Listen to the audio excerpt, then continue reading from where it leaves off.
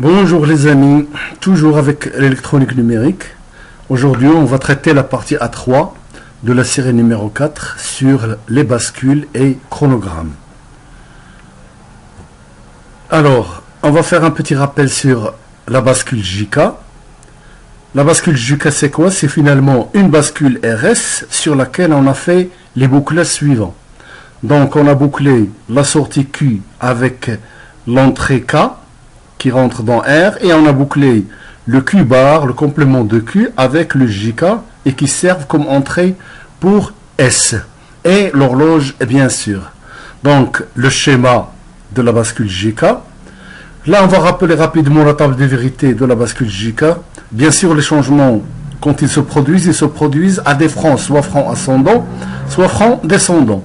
Donc, si je prends J et K, 0, 0, donc, quel que soit le précédent, Q- c'est l'état précédent, Q+, c'est l'état après, donc, quel que soit l'état, eh bien, ça ne va pas changer.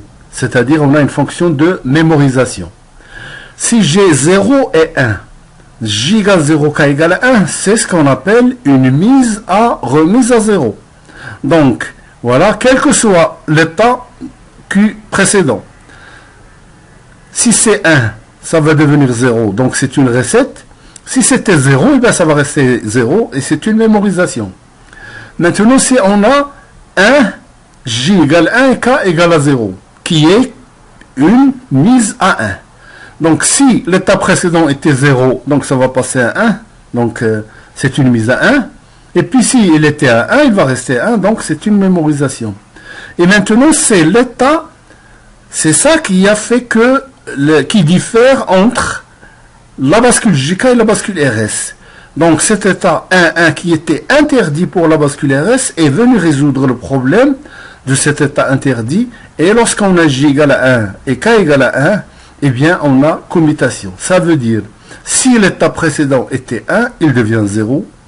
Ou bien J égale K égale à 1, si l'état précédent était 0, est égal à 1. Donc chaque fois, on a commutation. Alors maintenant, on va rappeler de la même façon cette table-là à travers un exercice. Donc nous avons les entrées, les sorties, et puis l'horloge. Quand on parle d'horloge, il faut savoir qu'il faut définir sur quel front on travaille. Est-ce que la structure travaille sur un front ascendant ou bien un front descendant? Par exemple là, juste à titre d'exemple, voilà l'évolution de l'horloge. Supposons que la structure fonctionne à front ascendant. Eh bien, j'ai par exemple l'évolution de J et de K. Donc, tant que j'ai 0, 0, 0, rien ne se passe. Le Q initial est égal à 0. Et là, à ce moment-là, le J passe à 1. Cependant, le K égale 0. Théoriquement, c'est une mise à 1. Mais comme ces données sont prises en compte, mais l'exécution ne se fera qu'au moment où le front est ascendant. Donc, ce n'est qu'à ce moment-là que j'ai le changement.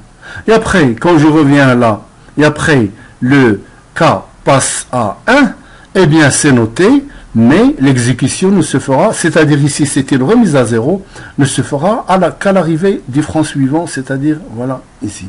Alors, donc, ici, quand on indique là, c'est pour signifier, par exemple, qu'il s'agit d'un front ascendant. Alors, 0, 0, donc, l'état précédent et son complément. 1, 0, 0, 0, c'est une mémorisation. Ça veut dire que l'état futur est égal à l'état précédent. Le 1, 0, par définition, c'est une mise à 1. Donc, voilà 1. Son complément, bien sûr, Q bar, c'est 0. Lorsque j'ai 0, 1, ça veut dire c'est une remise à 0. Donc, voilà, le résultat Q plus c'est 0, le complément.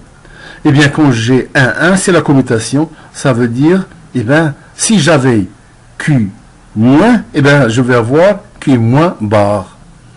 Voilà. Et lorsque le clock, on est en dehors des francs, on est quelque part là, entre les francs, eh bien, Ça veut dire que vous mettez ce que vous voulez, il n'y a pas de changement parce que les exécutions ne se font qu'au moment où j'ai le franc en question.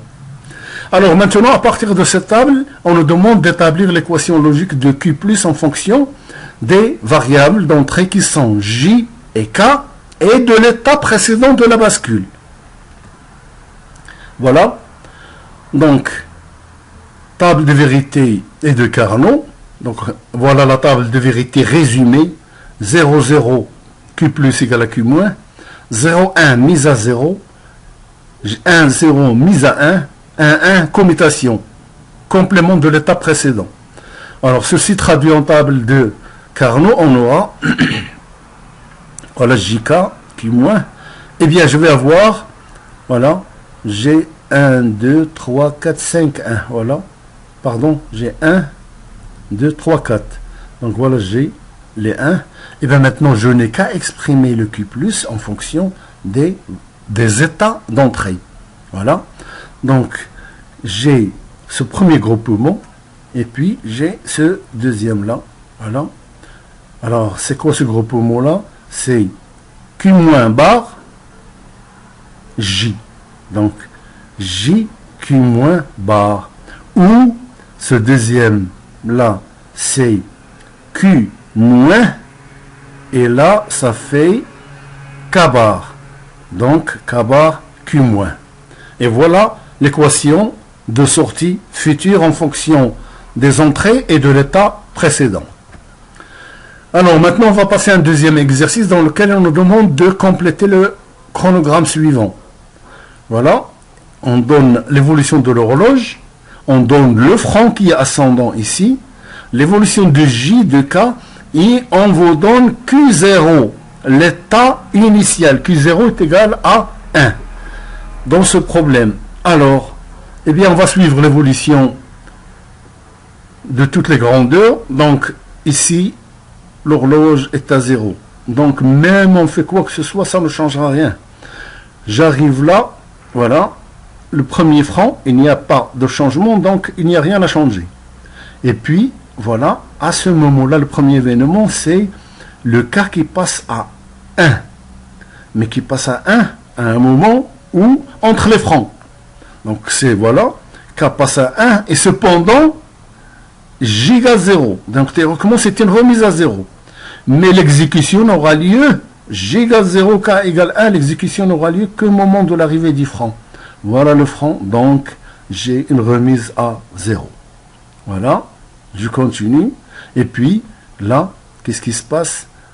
À partir de cet instant-là, on a J égale 1 et K égale 1 pendant ce laps de temps. Mais ça ne change rien parce que c'est entre les francs. Ensuite, qu'est-ce qui va arriver? Lorsque le franc arrive, qu'est-ce qu'il trouve? Il trouve que J égale à 1 et K égale à 0. Donc, c'est une mise à 1. Exécution immédiate. Voilà. Et puis, je vais, le même raisonnement, là, quand la question, c'est une question de franc, c'est simple. Je vais au franc suivant et je regarde qu'est-ce que j'ai. J'ai J égale à 1 et K égale à 1, donc commutation. Comme la sortie était à 1, il va devenir 0. Et puis, la même chose là, le franc suivant, J égale 1, K égale 1, commutation. J'étais à 0, je passe à 1, etc. Voilà. Merci pour votre attention et si vous avez besoin d'une copie en PDF, eh bien vous n'avez qu'à visiter le lien suivant.